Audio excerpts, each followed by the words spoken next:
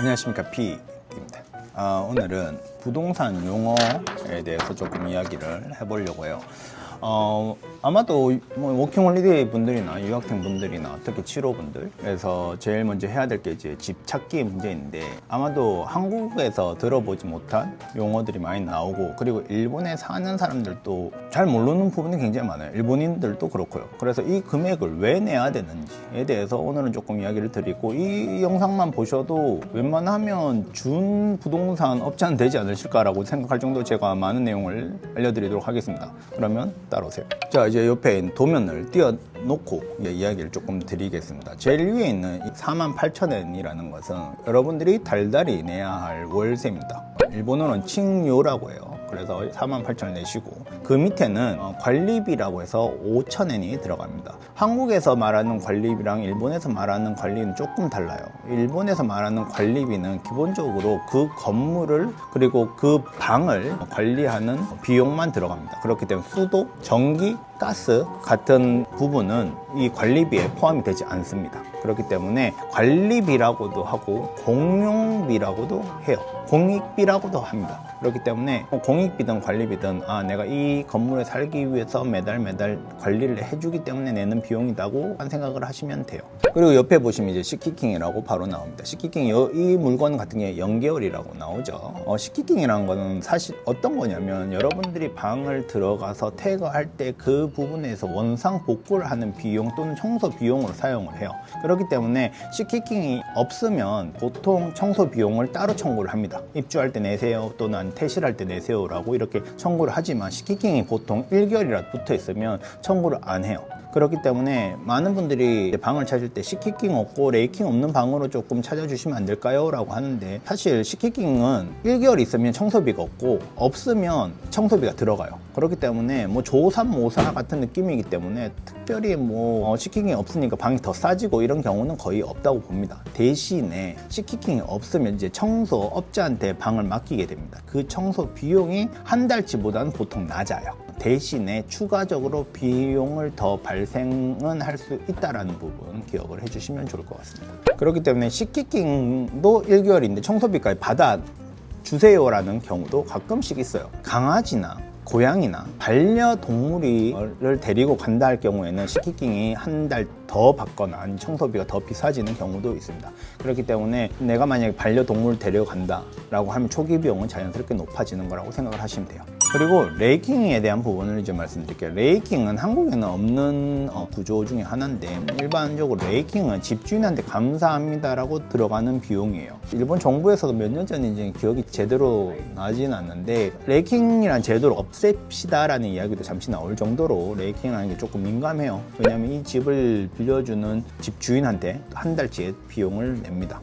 그리고 여기 도표를 보시면 계약 형태라고 이렇게 나와 있습니다. 보통 일본 집들은 보통 2년 계약을 하게 돼요. 2년 후에는 이제 갱신을 하기 위해서 돈을 추가적으로 내는데, 유학생분들이나 일하시러 오시는 분들은 이 계약 기간이 2년인지 그리고 그 갱신 비용이 얼마인지는 확인을 제대로 하셔야 됩니다. 하지만 워킹홀리데이처럼 1년만 살다가 간다고 하시는 분들은 계약 기간이 2년이기 때문에 1년 미만이면 어느 정도의 위약금을 내야 되는지, 아니면 1년 이상 2년 미만이면 어느 정도 위약금을 내야 되는지는 확인을 반드시 해주시면 감사드리겠습니다. 계약 기간이 2년이라도 만약에 여러분이 6개월만 산다고 하셔도 상관은 없어요. 대신 위약금을 내시면 됩니다. 일반적으로 뭐 평균적으로 이야기를 드리면 1년 밑으로는 1개월치, 반년 밑으로는 월세의 2달치의 위약금을 내는 게 일반적이라고 저는 생각을 해요. 그리고 그런 경우가 케이스가 정말 많고요. 근데 이것도 관리회사, 집주인마다 다 룰이 조금 다르기 때문에 반드시 부동산 회사하고 이야기할 때 이거 1년 밑으로 계약할 시에는 얼마 정도 위약금을 내야 되나요? 라는 것도 반드시 알아두셔야 됩니다.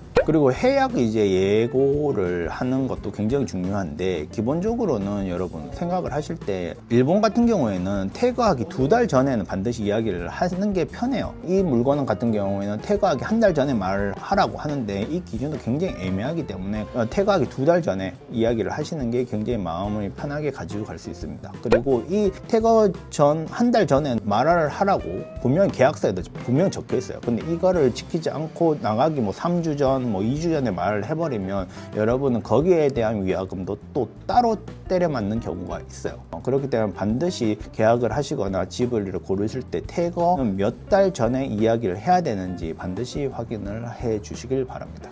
그리고 여기 보시면 이제 키 교환비가 발생을 해요. 일본에선 키 교환비라는 것은 일반적으로 이런 키 하나를 딱 바꾸는 게 아니고 실린더를 하는 부분을 다 갈아버립니다. 뽑아서 바꿔버려요. 그리고 새로운 실린더를 꽂기 때문에 가격이 조금 비싼 경우가 있어요. 그리고 여기 보시면 클리닝 다이라고 해서 청소비가 들어갑니다. 기본적으로 아까 전에 말씀드렸듯이 이 물건 같은 경우에는 시키킹 영엔이에요. 시키킹 영엔이기 때문에 이렇게 클리닝비를 받습니다. 근데 클리닝비 안 내면 안 돼요. 이거는 클리닝비는 낼 수밖에 없어요. 여러분도 만약에 여러분이 집주인이라고 생각을 해봅시다. 여러분이 가진 집에 외국인 들어와서 살아요. 그리고 그분이 이제 나갈 때 청소비를 안 낸다고 하면 여러분 집주인이 돈을 내고 청소를 해야 돼요. 자, 마음이 착한 집주인이라면 내가 대신 내줄게 하는 경우도 있지만 보통은 살던 사람이 돈을 내고 청소를 하세요. 아니면 이제 살 분이 청소를 내고 들어오세요라는 게 일본의 법칙이라고 생각을 하시면 됩니다. 그렇기 때문에 시키킹이 한 달 있거나 이렇게 클리닝비가 비용이 발생을 하건 둘 중에 하나라고 보통 생각을 하시면 되고, 이렇게 뒤쪽에 태거할 때 내가 돈을 낸다고 하시면 이것도 어차피 조사모세요. 초기 비용은 굉장히 싸질 거예요. 대신에 나갈 때 44,000원이라는 돈을 내셔야 된다는 점도 기억을 반드시 하셔야 됩니다. 그리고 살균대 이렇게 발생을 한데 일반적으로는 에어컨 청소 비용이라고 생각을 하시면 돼요. 제가 예전에 만든 영상 여기 잠시 싹 지나갈게요. 여러분이 이제 초기 비용 이제 받으실 때 뭐 에어컨 청소 비용이라고 해서 따로 이제 청구를 하거든요. 이걸 보고 나는 에어컨 청소 비용 내는 것이 아깝다. 아마도 여러분의 폐 건강이 더 위험하지 않을까요? 그렇기 때문에 에어컨 청소 비용이 들어간다면 저런 것을 청소한다고 생각하시면 돼요. 방금 보셨던 영상처럼 청소를 안 한 에어컨은 정말 더럽습니다. 저는 사실 이 에어컨 청소 비용은 아끼지 말라고요. 왜냐면 1년이 됐던 2년이 됐던 저 필터를 청소를 안 하고 안에 꾸정물이 들어가 있는 걸 청소를 안 하고 그대로 그 공기를 쐬면 여러분 그냥 다 망칩니다. 그렇기 때문에 에어컨 청소 비용은 웬만하면 아끼지 마시면 좋겠어요. 그리고 여기에서는 일반적으로 의무적으로 들어야 하는 것이 화재 보험 비용이에요. 보통 한 2만 원대라고 생각을 하시면 됩니다. 그렇기 때문에 이렇게 화재 보험은 반드시 여러분은 들어가야 된다는 걸 기억을 하셔야 돼요. 왜냐하면 집에 들어갔을 때 여러분이 살기 시작했는데 만약에 하루 살았는데 화재가 났어. 아니면 하루 살았는데 갑자기 지진이 나서 무슨 일이 생겼어. 기타 등등 무슨 일이 생겼을 때는 그 화재 보험으로 다 커버를 시키는 거예요. 아니면 여러분들이 화재 보험이 없어요. 없으면 어차피 집을 계약을 못 하지만 화재 보험이 안 낸 상태에서 집에 들어가서 무슨 일이 났다. 여러분 그 1억, 2억 하는 집에 대한 보상 가능하십니까? 책임을 못 지기 때문에 이런 화재 보험은 의무적으로 들어가셔야 됩니다. 그리고 한국에서 가장 없는 부분이 바로 이 부분이지 않을까라고 해요. 24시간 서포트. 선생님 이거 24시간 서포트가 뭐예요? 꼭 내야 돼요 라고 하시지만 이거는 어떤 내용이냐면 원래 관리회사는 자기가 관리하는 방에 대해서 입주자가 사용을 할 때 여러 가지 대응을 많이 해야 되죠. 갑자기 전기가 안 들어와요, 가스가 안 들어와요, 또는 화장실에 변기에서 물이 터져 나왔어요 라든지 갑자기 자고 있는데 바깥에 누가 돌을 던져서 창문이 깨졌어요 라든지 긴급한 상황이 일어날 수가 있잖아요. 하지만 일본에서 보통 관리회사들은 수많은 방들을 관리를 해요. 집주인이 하나, 두 개씩 관리를 하는 게 아니고 그 관리회사는 정말 수백, 수천 개의 방들을 한 번에 관리를 하기 때문에 이거를 다 컨트롤 못 합니다. 그렇기 때문에 외주를 줘요. 그럴 때 사용하는 비용이 바로 24시간 서포트입니다. 여러분이 무슨 일이 밤 새벽 3시, 1시, 2시 아니 또는 여러분들이 친구들하고 놀다가 집에 왔을 때 키가 갑자기 없다거나 아니면 밤 새벽 2시, 3시쯤에 갑자기 배관이 터져서 마루가 물러 젖거나 24시간 서포트에 대한 서비스가 조금씩 다를 수는 있지만 보통 여러분이 생활하면서 어려운 점이 있을 때 해결을 하기 위해서 여러분의 어벤져스가 되어주는 것이 바로 24시간 서포트입니다. 그렇기 때문에 입주하시면 반드시 이용을 하시길 바래요. 그리고 들어가는 게 바로 보증회사 비용이에요. 보증회사 비용이 뭐죠? 라는 건데 일본 같은 경우에는 보증회사 비용이라는 게 외국인이든 일본인이든 요즘은 다 발생을 해요. 거의 100% 발생을 합니다. 보증회사 비용을 그럼 왜 내야 되냐라는 것도 이야기를 드릴게요. 일단 보증회사 비용 같은 경우에는 여러분들이 일본에서 뭐 돈을 벌거나 아니면 뭐 유학생이거나 공부를 하거나 상관없이 여러분들이 갑자기 야반 도주를 하거나 아니면 여러분들이 야반 도주 말고 잡혀갈 거나 해서 집주인이 월세를 못 받을 경우가 생기지 않습니까? 극단적으로 말씀드린 거예요. 그럴 때 여러분을 대신해서 월세를 대신 내주고 그리고 그 방 안에 있는 청소까지 다 해주는 비용을 이 보증회사가 해줍니다. 그렇기 때문에 보통 월세의 50%에서 많으면 100%까지 내요. 외국인 분들은 100% 내는 경우도 흔합니다.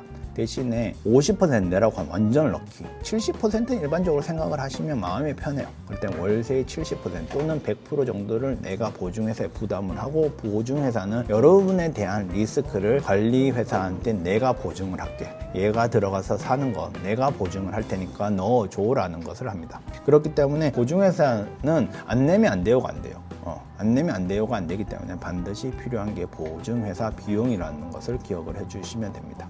그리고 이 보증회사 비용은 안 돌아와요. 여기서 지금까지 말씀드린 비용들 중에서 뭐 레이킹, 식기킹, 키 교환비, 뭐 청소 비용, 에어컨 청소 비용, 뭐 화재 보험비, 그리고 보증회사 비용 같은 경우에는 일반적으로 돌아오는 거는 단 하나도 없다고 생각을 하셔야 합니다. 여기 도면 안 나와 있는데 사무수수료라는 명목으로 비용이 청구되는 경우도 있어요. 계약서에서 말하는 사무수수료 요금은 관리회사에서 여러분한테 청구를 하는 거예요.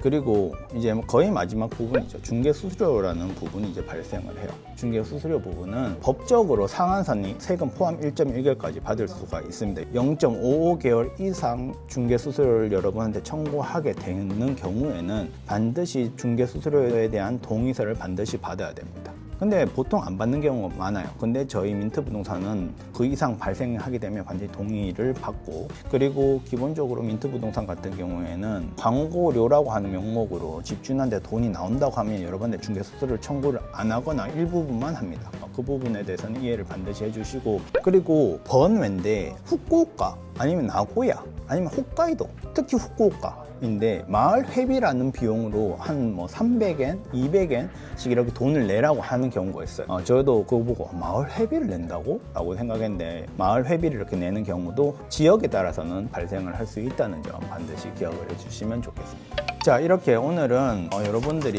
받아볼 초기 비용 또는 도면에서 어떤 부분이 어떻게 왜 돈을 내야 되는지 조금 알아봤어요. 이것만 제대로 알고 부동산 업자분들하고 이야기하고 그리고 민트 부동산이랑 이야기를 하면 너무너무 스스로도 편하실 거고 부동산 업자분들도 편하실 거예요. 그 다음에 내가 모르는 비용을 또 돈을 내는 것도 조금 웃긴 이야기잖아요. 그렇기 때문에 이 영상을 보고 도면을 받거나 아니면 초기 비용서를 받으면 확실하게 해결이 되지 않을까라고 생각합니다. 저희 민트 부동산 항상 중개수수료 0엔을 목표로 하고 있고 10명 중 9명은 중개수수료 0엔으로 입주를 하고 계십니다. 그렇기 때문에 반드시 좋은 방으로 그리고 좋은 가격으로 전 우주에서 같은 집이라면 가장 싸게 만들어 드릴 자신으로 운영하고 있으니까 걱정하지 마시고 연락을 주시면 됩니다. 그럼 오늘도 좋은 하루 되시고 파티 같은 하루 되세요. 아디오스, PD였습니다.